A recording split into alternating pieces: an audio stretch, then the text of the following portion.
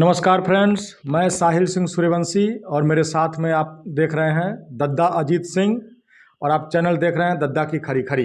हाँ। दद्दा ने बहुत सारे लोगों के इंटरव्यू लिए, बातचीत की। आज दद्दा की कटघरे में खड़े होने की बारी है और सवाल मैं पूछूंगा। हाँ। और तो दद्दा, सवाल एक क्यूरियोसिटी से शुरू होती है, हम्म। जो मुझे लगता है मेरी क्यूरियोसिटी है तो बहुतों की होगी, बहुतों क्या मेजर लोगों की होगी। वो ये है कि आपके सोशल मीडिया की जर्नी, जिसमें आप सोशल मीडिया के कम से कम बेताज बादशाह जो आप बन नहीं, गए। ऐसा कुछ नहीं है। नहीं, हम हमारे लिए हाँ। तो है। जी जी जी। तो सबसे ज़्यादा पढ़े जाने वाले लेखकों में से एक बनने का सफ़र आपने कहाँ से शुरू किया?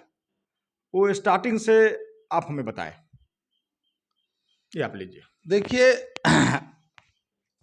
बात है करीब शायद 2011 के आसपास की। 11, ठीक है। और हम लोग, मैं और मेरी पत्नी कहीं काम करते थे एक जगह। जी। हम लोग महापुर से सामान ट्रक में लाद के जलंधर आए थे। अच्छा। और जलंधर में एक इंश्योरेंस कंपनी का ट्रेनिंग हाउस था, उसमें हम लोग काम करते थे। ट्रेनिंग वहाँ दिया जाता था। ठीक है। वही आपने भी जो ट्रेनिंग लिया ना, जी, वही जी, ट्रेनिंग। जी। तो उसमें हम लोग ट्रेनर थे, पढ़ाते थे लोगों को बीमा कैसे बेचना है, ये सब पढ़ाया जाता था। जी। तो उसमें हमारे वो जो ऑर्गेनाइजर थे, उन्होंने हमसे बोला क्या है, ईमेल आईडी है? तो हम लोग बोला ईमेल आईडी तो नहीं है हम लोग का। अच्छा, ईमेल नहीं तो था। हाँ, तब तक हमारा ईमेल आईडी नहीं था। 2011 के आसपास की बात है शायद, यस 2011। जी। तो वो बोले अरे यार, अब जमाना बदल गया है, अब ईमेल आईडी होना चाहिए। ईमेल आईडी होना चाहिए। जी। तो हम कहा यार बड़ी समस्या है, ईमेल आईडी कैसे आएगी? ईमेल आईडी कैसे आएगी? कैसे आएगी? तो हम लोगों ने अपने एक मित्र से पूछा। हम्म। तो वो बोला कि अरे जाइए, वहाँ मॉडल टाउन में कोई साइबर कैफे होगा, वहाँ चले जाइए, तो वो जो ना बना देगा आपका ईमेल आईडी। तो हम एक साइबर कैफे में गए, तो उसने मेरी पत्नी की ईमेल आईडी बनाई और 30 रुपया लिया था। अच्छा, ईमेल आईडी बनाने का। ईमेल आईडी बनाने का 30 रुपया लिया था, और सबसे पहले उनकी ईमेल आईडी बनी थी। जी। तो ये तो था हमारी कंप्यूटर लिटरेसी का आलम। मतलब we were totally computer illiterates. तो एक दिन मेरी बहन बोली कि आप, ये 2012 के आसपास की बात होगी, छोटी बहन है मेरी, दिल्ली में रहती है अभी, जिनकी बेटी की सगाई थी उसमें। सगाई में आप गए थे। तो एक दिन वो ऐसी बातें करते बोली कि यार आप इतनी सारी गप्पे मारते हो, इतनी गपोड़ आदमी हो आप। जी। तो बोला आप लिखा करो, आपके पास बहुत खजाना है सुनाने के लिए लोगों को। अच्छा, फैमिली में आपकी गपोड़ की छवि थी? गपोड़ की इन द सेंस कि बहुत आदमी जो बात करे और जिसके पास सुनाने के लिए बहुत कुछ है, जिसके पास अनुभव बहुत ज्यादा है। तो मेरी सिस्टर बोली कि आप इतनी मजेदार बातें करते हैं, तो आप इनको लिखा करें। तो मैंने कहा लिखूं, लिखें कैसे? तो बोले ब्लॉग लिखो आप। अच्छा। तो मैंने कहा ब्लॉग क्या होता है भैया? अच्छा, ब्लॉग आपको नहीं पता था? हमको ब्लॉग पता नहीं था। तो मैंने पूछा वो क्या होता है? तो वो हमको लगी समझाने, और वो चूंकि इंग्लिश टीचर है, पर वो मुझे समझा नहीं पाई कि ब्लॉग होता क्या है। अच्छा। तो एक और हमारे मित्र हैं, देवेंद्र कालरा, हिसार में रहते हैं, वो भी कंप्यूटर पढ़ाते हैं लोगों को, so called very good computer teacher. तो वो भी जो है, उनको हमने फोन किया कि मैंने कहा भाई ये ब्लॉग क्या होता है? वो भी मुझे लगा समझाने, वो भी नहीं समझा पाया। अल्टीमेटली मुझको समझ नहीं आया अच्छा, ब्लॉग क्या कि ब्लॉग होता क्या है। तो मेरी बहन ने बोला चलो हम आपका ब्लॉग बना देते हैं। तो उसने जो है ब्लॉग बनाया, और शायद उसी ने मेरी आईडी बनाई। वो 30 रुपए देके हमने खाली अपनी पत्नी की आईडी बनवाया था। अच्छा। तो शायद मेरी सिस्टर ने मेरी आईडी बनवाई, उस आईडी से लॉगिन करके जो भी होता होगा ब्लॉग बनाया। तो ब्लॉग का नाम क्या रखना, नाम मैंने चूज किया अकेला चना। अभी भी वो ब्लॉग है, उस पर करीब 150 पोस्ट होगी, आप पढ़ सकते हैं। तो हमारी उसकी चर्चा हो रही थी। तो मैंने बोला चलो ब्लॉग पे लिख देंगे। तो मैंने कहा लिख तो देंगे, पढ़ेगा कौन? अच्छा। तो उन्होंने बोला नहीं, आजकल ब्लॉग पढ़ने का चलन है, लोग पढ़ते हैं। तो मैंने बोला अच्छा कोई 2-4 पॉपुलर ब्लॉगर बताओ। तो उसने अपनी समझ से जो 2-4 उन दिनों जो 2-4 ब्लॉगर पॉपुलर थे उनका नाम लिया, मैंने पढ़ा उनको। तो मुझे लगा कि सामान्य आम जीवन की बातें इसमें लिखी गई। तो हमने कहा ठीक है भाई, हमने तो मैंने कहा इनको तो मान लो जानते हैं, हमको कौन पढ़ेगा, हमको तो कोई जानता नहीं। नहीं, पर आप एक चीज़ और आपने मुझे बताया था एक बार बातचीत में कि जब आप ब्लॉग आपने पढ़ा तो आपने देखा कि उस ब्लॉग में लिखे का कोई स्टैंडर्ड नहीं था बढ़िया। हाँ, मतलब बड़ा बहुत ही घटिया किस्म का, मतलब बहुत ही बोरिंग थर्ड क्लास लेखन था वो। अच्छा जी। तो मैंने कहा अच्छा, इतने बोरिंग लेखों को भी लोग पढ़ते हैं जी। तो मुझे बड़ा हौसला मिला। हाँ, इससे आपको कि अरे इससे तो हम अच्छा ही लिख देंगे। हालांकि मुझे तब तक ये मालूम नहीं था कि मैं लिख सकता हूँ। अच्छा। मेरी सिस्टर ने मुझे एहसास कराया कि नहीं नहीं, आप लिखिए, आप लिखिए, अच्छा लिखेंगे आप। तो सब उसने जब ब्लॉग बना दिया तो मैंने उस ब्लॉग पे जाके, उन दोनों गूगल ट्रांसलिटरेशन नाम की वो तकनीक थी, उसमें अगर आपको लिखना है क्या हो रहा है तो KY1 क्या करके आप क्लिक करेंगे तो क्या हो जाता था वो। अच्छा। हिंदी वाला। अदरवाइज हिंदी में टाइप, अगर ये नहीं होता तो मैं नहीं लिख पाता, क्योंकि हमको हिंदी टाइपिंग नहीं आता, किसी को भी नहीं आता, हमको क्या, सब ऐसे ही लिखते हैं। हाँ, खैर तो हमने सब 8-10 लाइन का एक पहला लेख, वो अभी भी आपको मिल जाएगा अकेला चना ब्लॉग पे। तो मैंने कहा वो लिख दिया हमने ब्लॉग। तो बोले अब इसको फेसबुक पे पोस्ट कर दीजिए। अच्छा। तो हमने पूछा फेसबुक क्या होता है? अच्छा, वो फेसबुक नहीं पता था। तब हमको फेसबुक नहीं पता था। उसने बताया, कुछ समझाने की कोशिश की, तो बोली छोड़ो आप। फिर उसी ने मेरी फेसबुक आईडी बनाई, सिस्टर ने। हाँ, तो अब बोली कि मैंने आपकी फेसबुक आईडी बना दी है, ये आपका लॉगिन पासवर्ड है, इसको लॉगिन करिए और इस ब्लॉग का लिंक वहां पे पेस्ट कर दीजिए। तो मैंने कहा पेस्ट कैसे करते हैं? अब वो लगी हमको समझाने। अच्छा, कॉपी पेस्ट भी आप नहीं जानते थे? वहां जाओ, वहां पे ऊपर वहां पे है HTTP है, वहां पे उस पर ऐसे राइट क्लिक करो, फिर लेफ्ट क्लिक करो, फिर या करो, फिर वहां से या करो, वहां फिर वहां जाओ, वहां खोलो, वहां चिपकाओ। तो मैंने बड़ी कोशिश की, साहब वो हुआ नहीं मुझसे। तो मैंने बोला यार ये नहीं हो रहा है कॉपी पेस्ट नहीं पाया। तो बोला छोड़िए, मैं तो उसने वहीं से मेरा दोनों लॉगिन किया अपने घर बैठे बैठे। मैं बैठा था जालंधर में, वो बैठी थी दिल्ली में, ये कार्यक्रम चल रहा था। तो उसने मेरा अकेला चना लॉगिन करके, फिर फेसबुक लॉगिन करके, यहाँ से कॉपी करके पेस्ट कर दिया। तो अब आज ही फेसबुक आईडी बनी है तो कौन पढ़ेगा? बिल्कुल सही बात है। अच्छा, उन दिनों फेसबुक का भी अभी एकदम शैशव काल था, फेसबुक भी अभी बस धीरे धीरे पॉपुलर हो रहा था। तो उसमें हमारे जैसे ऐसे लोग होते हैं कि कोई मिल जाए, किसी का फ्रेंड रिक्वेस्ट आ जाए, जो दिख जाए उसी को फ्रेंड रिक्वेस्ट भेज दो। अच्छा, रैंडमली जो भी रिक्वेस्ट आती थी हम लोग एक्सेप्ट कर लेते थे, और जो दिख जाता था उसको ऐड कर लेते थे। तो साहब ये क्रम चलता रहा। मैं फेसबुक और अकेला चना पे लिखता था और मेरी बहन जो है पोस्ट कर देती थी। अभी भी मुझे कॉपी पेस्ट करना नहीं आया था, 5, 7, 10 पोस्ट में लिख चुका था। तो एक दिन मैंने अपने एक मित्र को फोन किया, वो जो कंप्यूटर पढ़ाने वाले देवेंद्र कालरा है, तो मैंने उनको फोन किया, कैसा है कि मैं एक आध महीना तुम्हारे घर आके रह लेता हूँ, तो मुझे तुम 1 महीने में कॉपी पेस्ट जैसी बेसिक चीजें सिखा दो। अब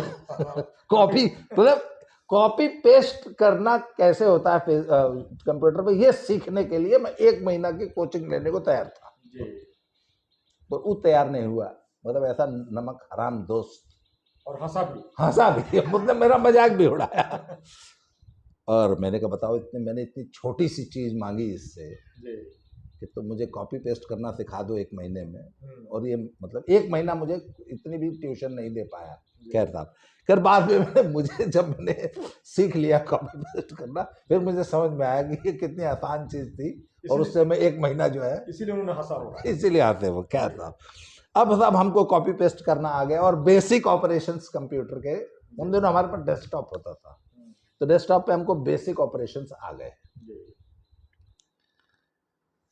तो अब साहब हम फेसबुक पे हमारा मन लगने लग गया, तो फेसबुक पे हम लिखने लग गए, लिख के कॉपी पेस्ट कर देते। तो हमारे ब्लॉग पे तो 1 आध तो 2 कोई कमेंट आता था, और ऐसे 2-4, मुझे याद है 4-5 लाइक्स, 1 आध कोई कमेंट कभी आ गया तो आ गया। और मेरे ब्लॉग पे ठीक ठाक, पर मेरी ब्लॉग पे मेरी पॉपुलैरिटी जल्दी हो गई थी। मेरे ब्लॉग को उस वक्त मुझे याद है मेरे 8वें 10वें ब्लॉग को ही कुछ लोग पढ़ने लग गए थे। अच्छा।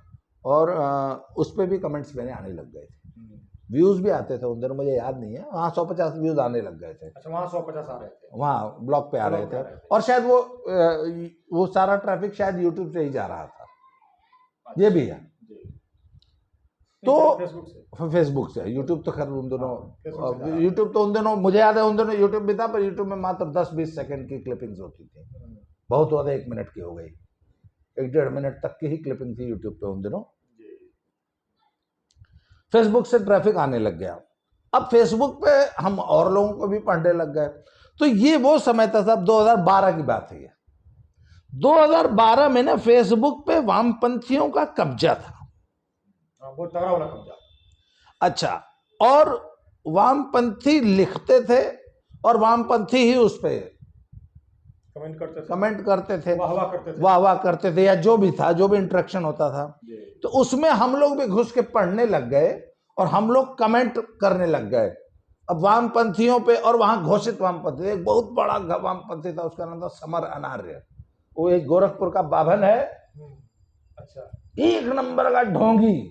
उसके शादी ब्याह में उसके पिताजी मरे, सब हिंदू कर्म कांड हुआ, ऐसे अनार्य और वैसे धर्म अफीम है। समर अनार्य है, वैसे बाभन पांडे ब्राह्मणी से ब्याह किया, सभी हिंदू कर्म कांड, सभी ढोंग ढकोसला हुआ।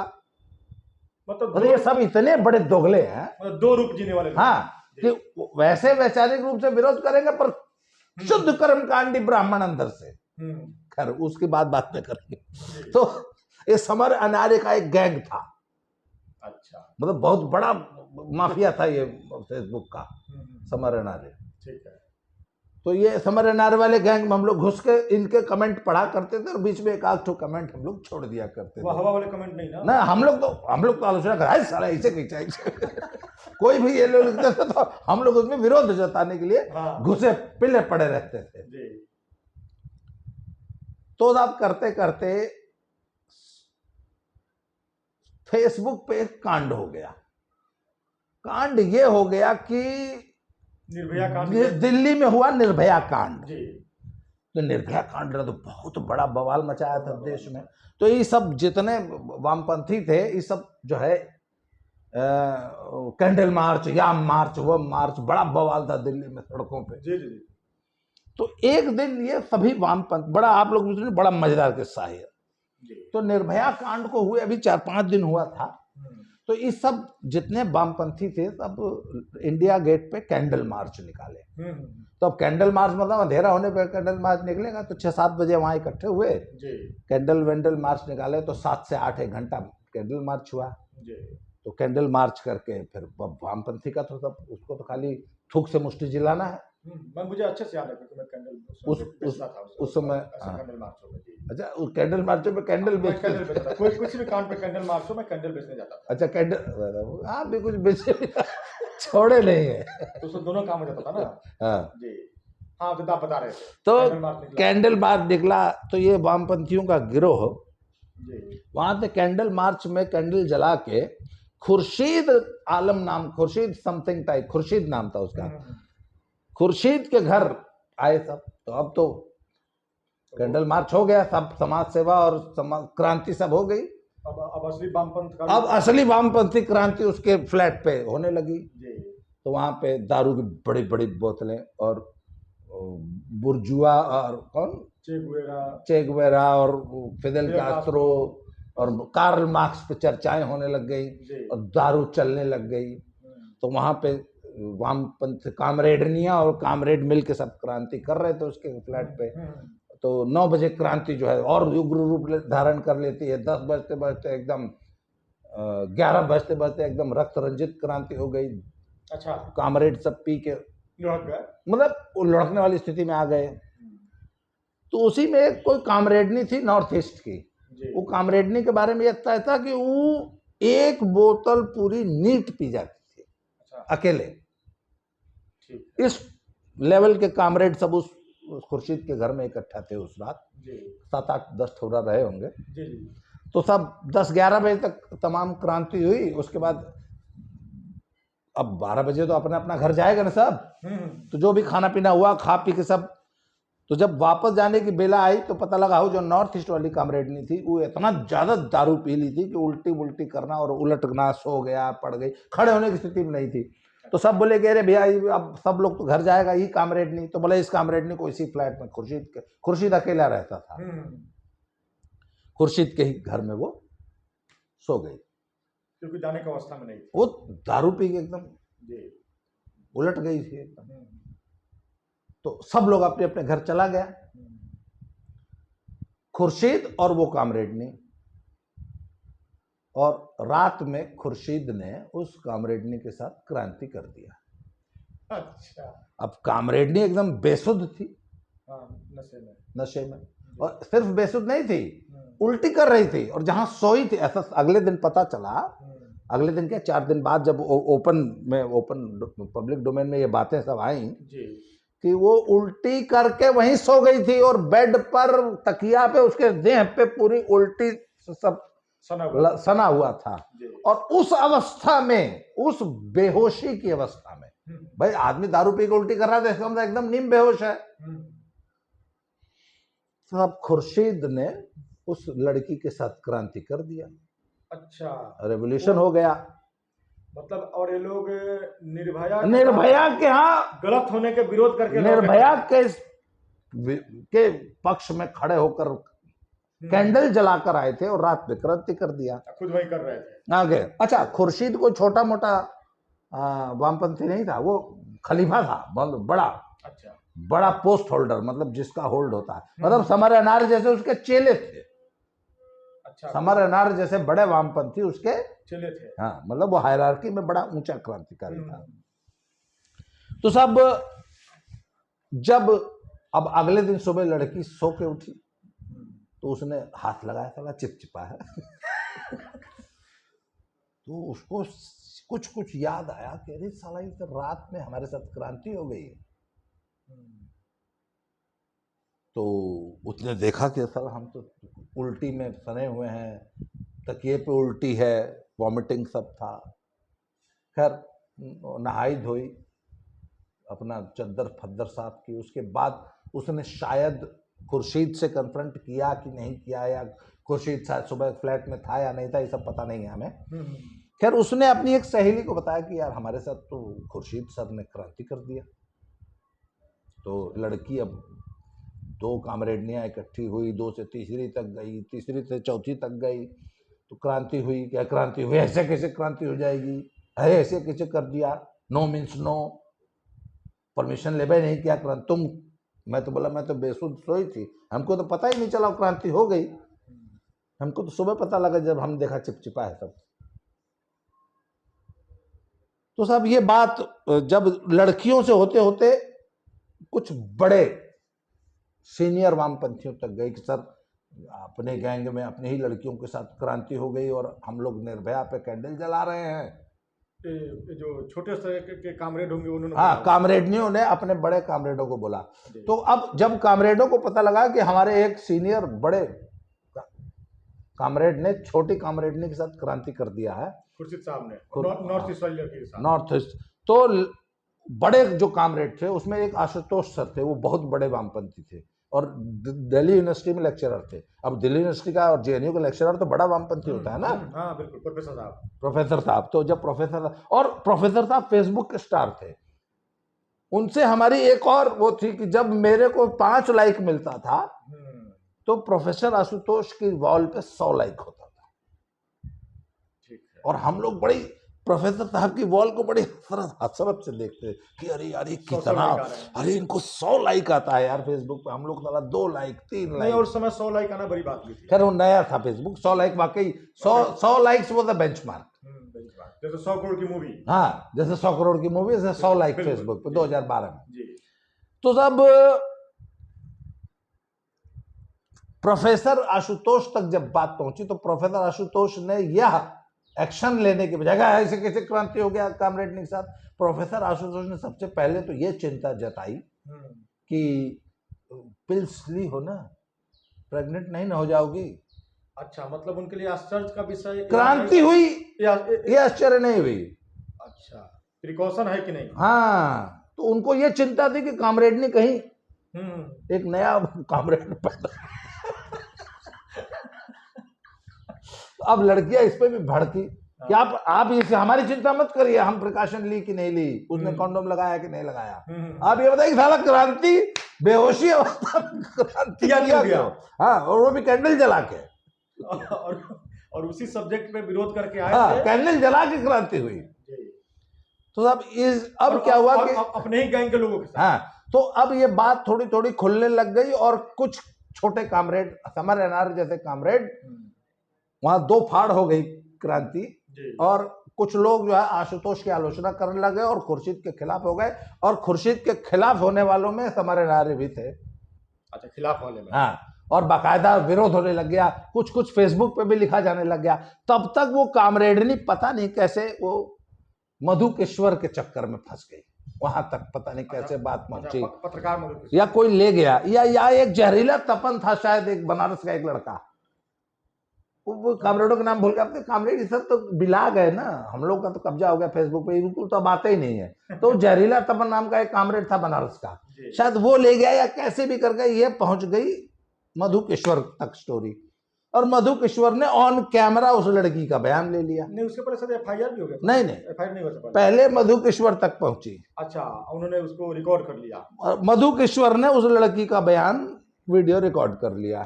ठीक है। फिर मधुकेश्वर शायद इसको ले गई रजत शर्मा इंडिया टीवी वाले के पास, तो उनको तो कफन खसौटा यही सब स्टोरी उनको चाबा करिए।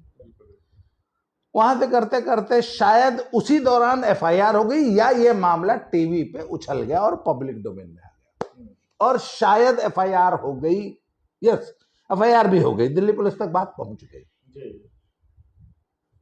तब तक क्या हुआ कि जब अब इतनी बदनामी हो गई और आधा कामरेड ग्रुप भी विरोध में आ गया, दो धड़ों में बट गया था, दो धड़ों में बट गया, और आशुतोष सर की बहुत आलोचना होने लग गई।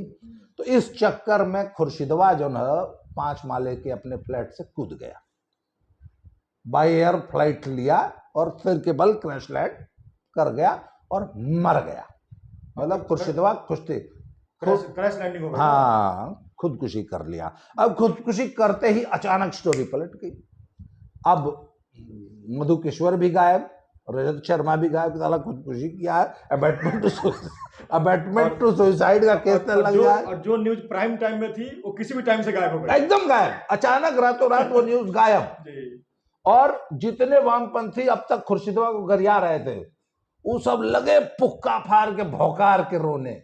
अच्छा, हाय खुर्शीद सर मर गया, देखो जालिमों ने इतना अत्याचार किया कि एक कामरेड को जान दे, इन जालिमों ने खुर्शीद सर की जान ले ली। ओए होए, ऐसा सहानुभूति की ऐसी, शहीद का दर्जा, शहीद, तुरंत शहीद दे दिया गया दर्जा। और जितने लोग आलोचना कर रहे थे वो अचानक उनको तो याद आ गया कि अरे ये तो हमारा गुरु था। हाँ, खुर्शीदवा हमारा गुरु था। और अचानक फेसबुक पे कहानी पलट गई। एक आप बता रहे थे ना, एक कोई आगे से फाड़ कर रो भी रहा था। पूरा वामपंथी गिरोह जो है खुर्शीद से बड़ा, मतलब चे गुवेरा के बाद यह तो एक क्रांतिकारी हुआ था वो बेचारा। इन जालिम लोगों ने, इन शुचितावादियों ने, अरे क्या हो गया, थोड़ा सा क्रांति हो गया, साला वहां कोई मीटर लगा है, मीटर घचक गया, 0 कर देंगे साले को। और कामरेडनी मीटर लगा है, एक आध बार क्रांति हो गई तो क्या हो गया, वैसे क्रांति नहीं थी। ऐसे भी कौन था वो शोरूम कंडीशन में थी।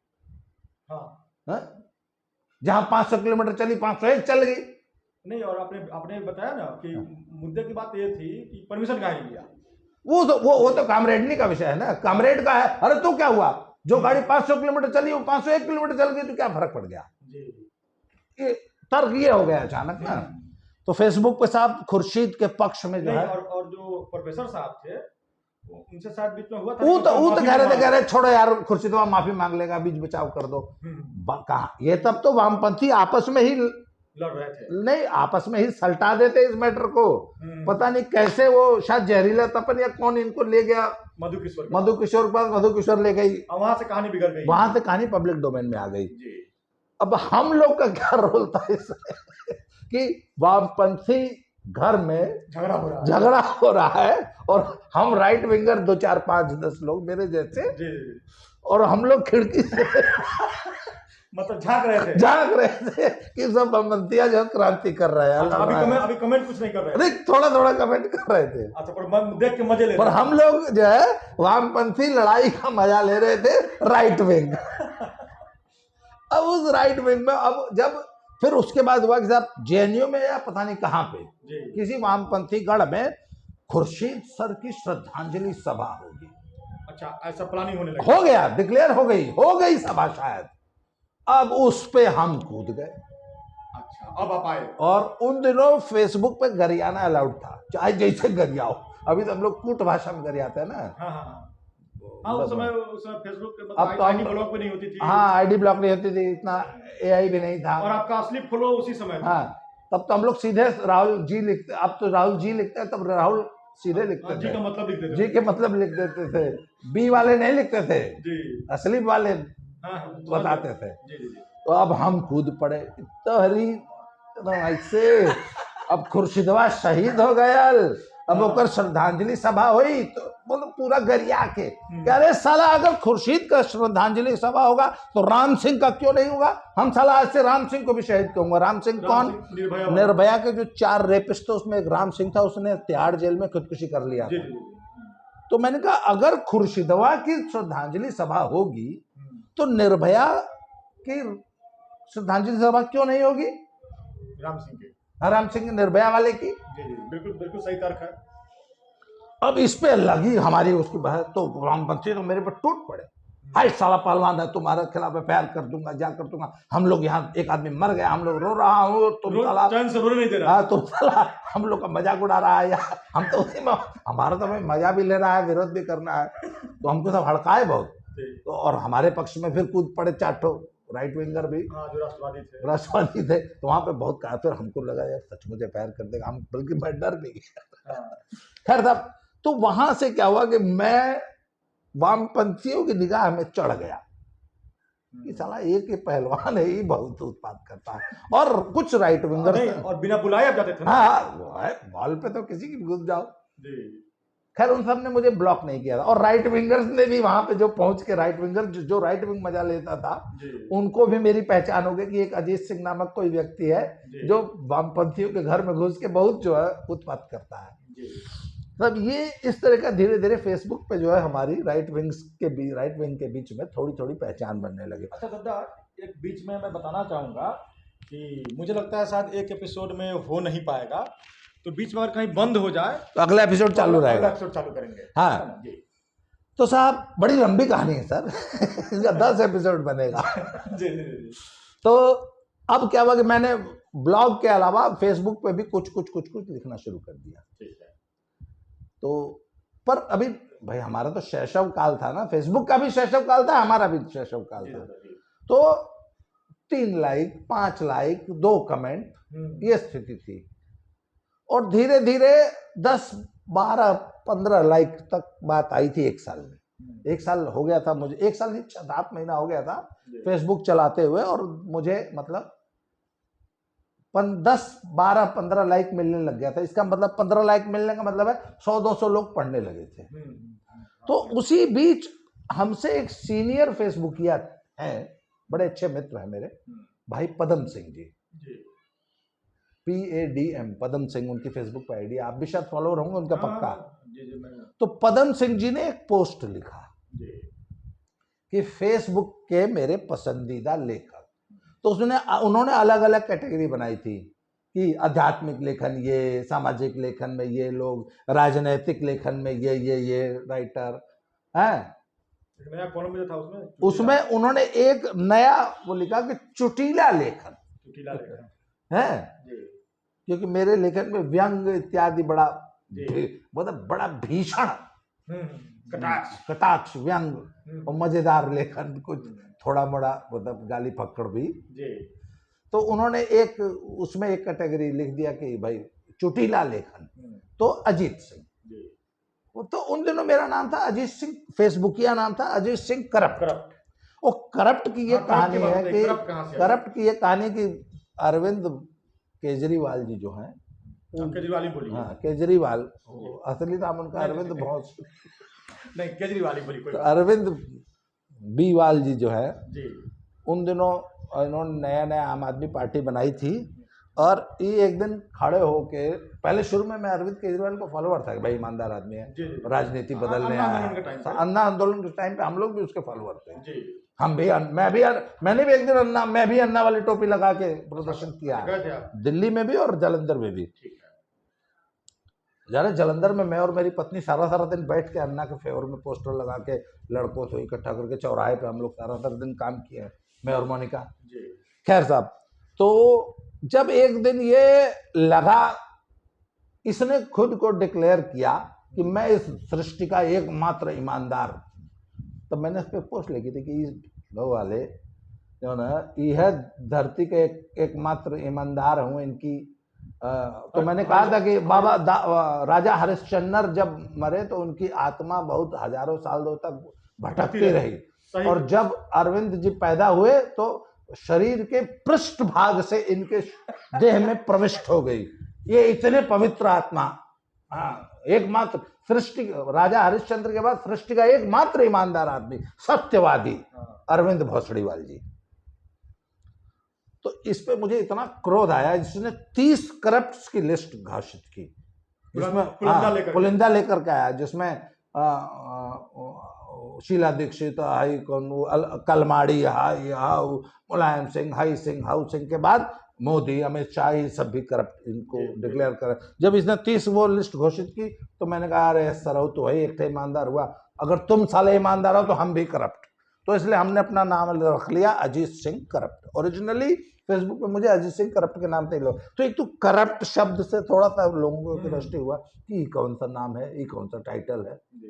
अच्छा, करप्ट आपने इसलिए रखा था कि जब वो उसके विरोध में, अरविंद केजरीवाल के विरोध में, कि वो जब अपने आप को सृष्टि में सबसे ईमानदार बताने लग गया, स्वघोषित राजा हरिश्चंद्र के बाद, तो मैंने कहा अगर साले तुम ईमानदार हो तो हम करप्ट ही सही।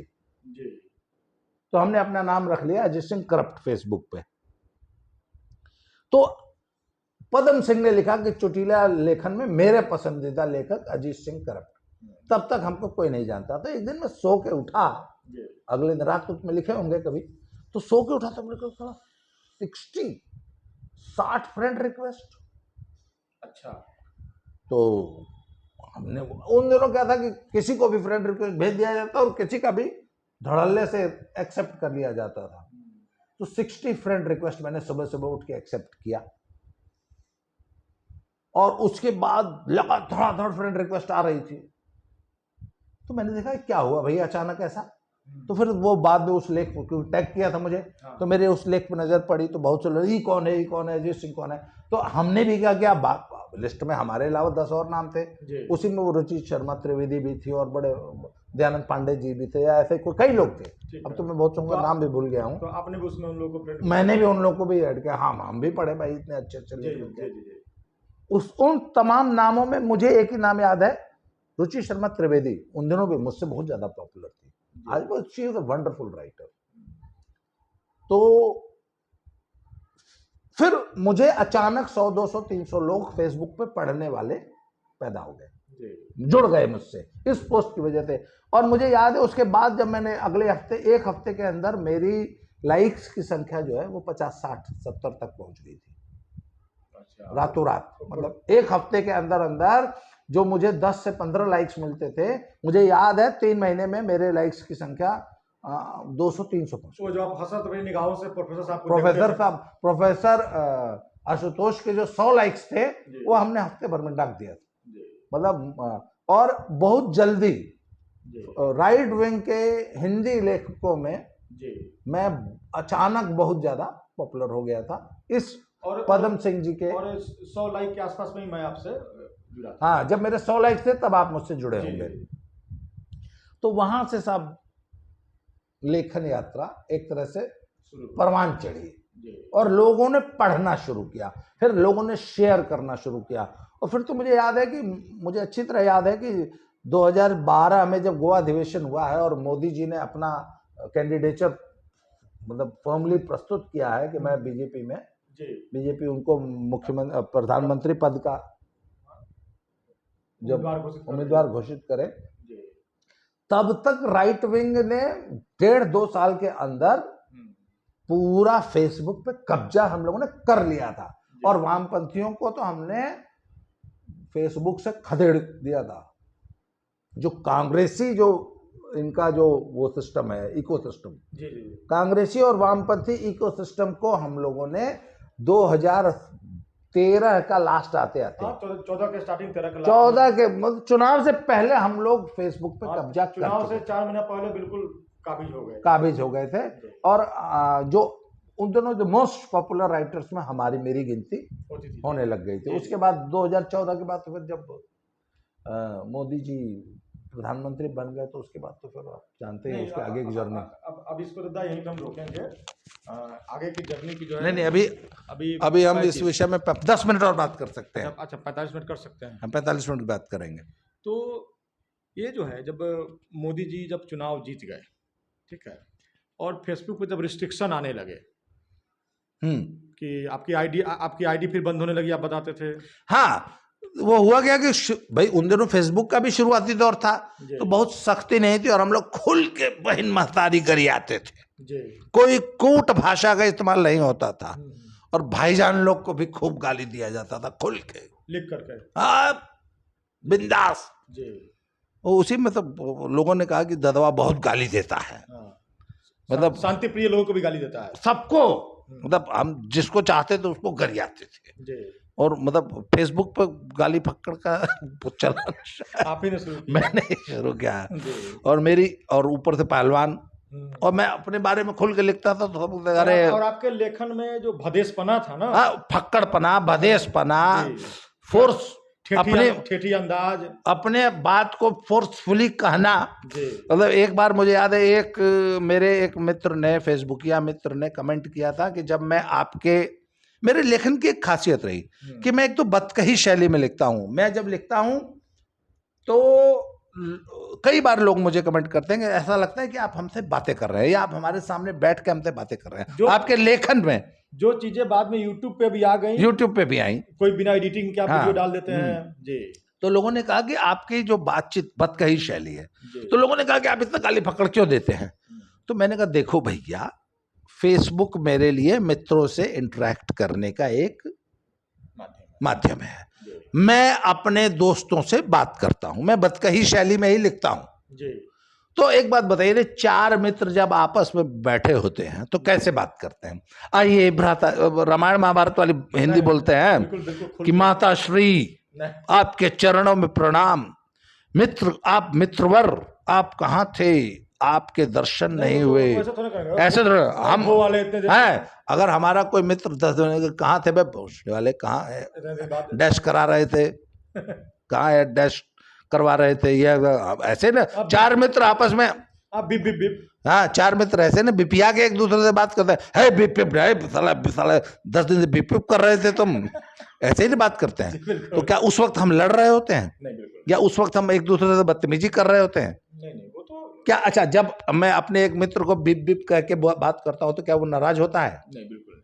तो भैया मैंने कहा तो मेरी अच्छा, मैं आपको फेसबुक पे अपना मित्र मानता हूं कि मैं अपनी मित्र मंडली से बतिया रहा हूं, और जैसे मैं रियल लाइफ में अपनी मित्र मंडली से बतियाता हूं वैसे मैं फेसबुक पे बतियाता हूं।